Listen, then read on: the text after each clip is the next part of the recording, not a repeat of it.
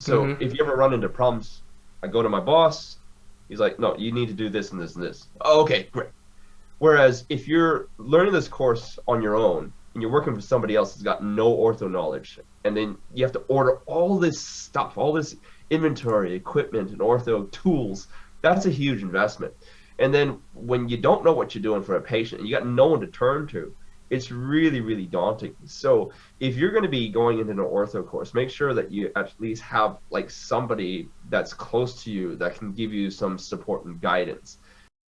Hey guys, welcome to the CPD Junkie podcast, where we bring you interviews with dentists sharing their CPD stories and journeys from around Australia. I'm your host, Lawrence Doan, and today we're joined by Dr. Geoff Wan. Dr. Geoff Wan graduated from UCID in 2006. Shortly afterwards, he left and went to the USA to pursue further education.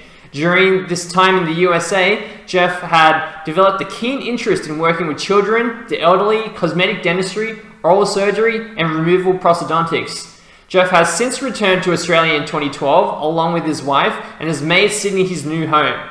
He's become a business owner and grew it significantly in the 6 years. He's a jack of all trades, master of none. He aims to impact as many patients during this time in practice and helping a few dentists along the way.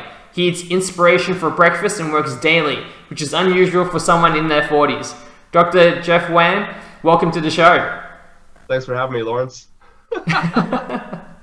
So, you graduated from UCID and then moved on back to Canada, but ended up in the US. Tell us about your CPD journey from there. All right. The States was kind of like my gateway to be closer to Canada, because I didn't graduate with a DMD like some of you more recent graduates. The gateway back to Canada, where I was from, it's a lot trickier.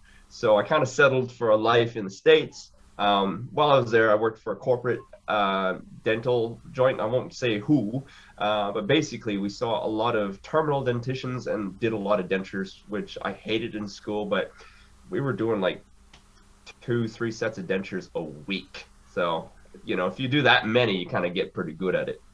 And the cool thing about the States is that you got easy access to world-class education. And the place where I spent the most time was in Scottsdale, Arizona with Frank Spear.